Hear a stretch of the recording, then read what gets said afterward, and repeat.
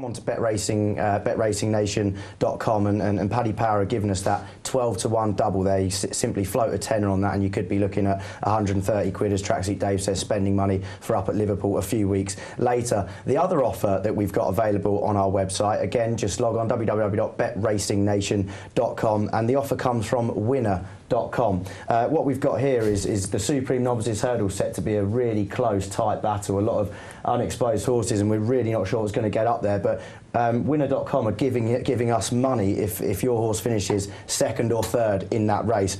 Simply log on, as I say, to betracingnation.com, and it is winner.com who are offering money back if your horse finishes second or third. And second to that, they're not even doing the one, they're offering 2-to-1 about Quevega for the Mares Hurdle. You quite simply can't beat offers like that round Cheltenham, and I'm very excited to say that, you know, it's probably worth taking some of those offers up, especially in the Supreme. That's going to be a very tight race.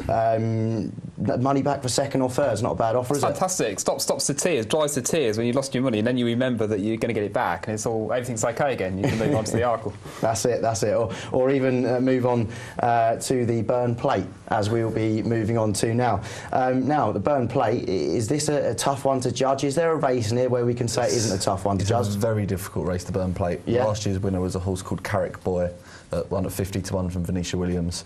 I think second was a horse called, I think it was Tartak, finished second for Tim Vaughan, and I think it was priced at 33-to-1 as well, so it's notoriously a very tricky race. I think the front runners last year dominated the race, so it's something to bear in mind, that it tends to be horses that are prominent in the sort of when they're in running, so not so much for hold-up horses. Yeah, I mean, the other thing to bear in mind, it seems to be a real favourite for the trainers' race. Nicky Henderson, Venetia Williams and David Pipe. Out of the last 9 renewals of the Byrne Plate, 7 of them have been won by a combination of those 3 trainers. I mean, we know Venetia's had a cracking season. Nicky and David may be just starting to get them going now for the festival. I think David's got Ballynagore in the race, right, who is a bit of an all-or-nothing, well, totally an all-or-nothing horse. Really disappointing last time he ran, last year, I think, Sunday, wasn't it? He hasn't been out this year. Yeah. Been given a good break. You don't know. If he turned up on the day, he could jump out and make all, wouldn't surprise me. Yeah, and sorry, Nicky Henderson, Billy,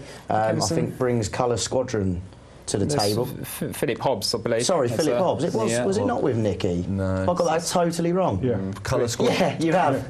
Colour Squadron's quite upsetting for Billy. He'll probably tell you why. You probably, my colleagues will remember me lying on the floor on my knees after he got beaten in the Paddy Power. Why did he get beaten by? John Spirit, who you and Catherine no doubt backed. Yeah, John Spirit runs in the race as well. Inside?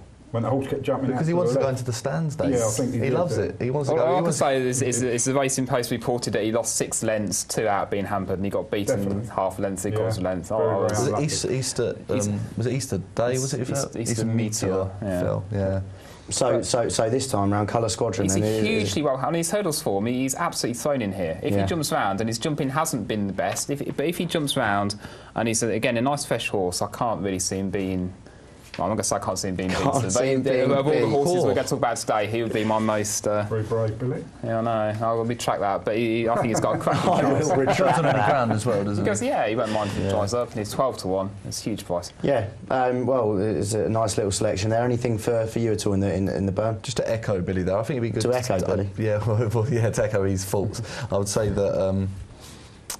it'd be good to back in the place market, Colour Squadron, rather than actually back him to win. Right. Yeah. Here, he says. One I'm going to come to you on, Tracksuit Dave, is the Kim Muir Challenge Cup. I might have thrown you with this one, but I hope not. I wonder if you've got a selection for that Kim Muir. Is it quite an interesting race, I see? You've definitely not thrown me there, Tom.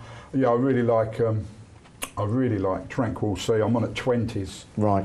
And they just announced today, Warren Graycheck's, that Jamie Codd, the top amateur over there in Ireland, rides. Right. He beat the once useful Time for Rupert at Doncaster about 2 weeks ago in the Veterans Chase. Now, he's got a touch of class about him. Don't forget, he did win a Paddy Power Gold Cup. So I think at 20-to-1, he'll be there right at the top of the hill. When the others start floundering, He won with quite a lot in hand. I mean, we discussed this earlier, me and Billy. He won with this quite a lot in hand last time. He did. He didn't start off that way. He didn't start off looking like his first couple of jumps a little bit sketchy, and I thought, oh, he's like he's going to struggle. But he did. He came through really powerfully and won nicely. That's right. And the last 5 winners have all carried over 11 stone. I think 11 stone 6. Right. I mean, you know, he's top weight, or he'd be one of the top weights, but. To me, he's got a very, very good chance, and I'm on at 20 to 1. So yeah, I mean, one way to look at this is actually not to back the Irish in this race. No Irish winner in the last 30 years. I've seen Holywell at the top of the market there. Seems like a nice one for John Joe. Grimace, Grimace, no Holywell. He can't jump. He's not natural, is he? He's in about 6 races. Yeah. He Holywell won at the festival last year. Yeah, he can't. Not this. You think that was it? You think that was a first time blinkers? I think that. Oh really? Yeah, I agree with you there. I just can't. Yeah, I don't think he's even going to run in this race either. All right. Well, I mean, it's tranquil sea for Tracksuit Dave. Does Sandy Castle want to give anything in the Kim Muir or not? No, I found that, to be honest, the Kim Muir is not really a race I like to have a bet in. Right. Thanks. Yeah. Billy? I did last year. I was very lucky. I backed the same difference. So I think won under Ryan Hatch for Nigel Twiston-Davis. Okay. A really nice winner for me. So I'm hoping they can do it again. The horse has shown nothing since, but then he's only £4 higher. He was blinkered first time that day, wasn't he? He was blinkered first time. That's quite. That's one thing I must mention in the handicaps. Not so much in the Grade 1 racing, but in the handicaps, horses that are first time tongue-tied, first time blinkered, first time cheek pieces. Useful, so you're on those margins, aren't you? We saw it last year, how effective it was. Same difference. Flax and Flare in the Fred Winter. They do pop up. So something to bear in mind is to have a look to see if they are first time blinkered. Okay.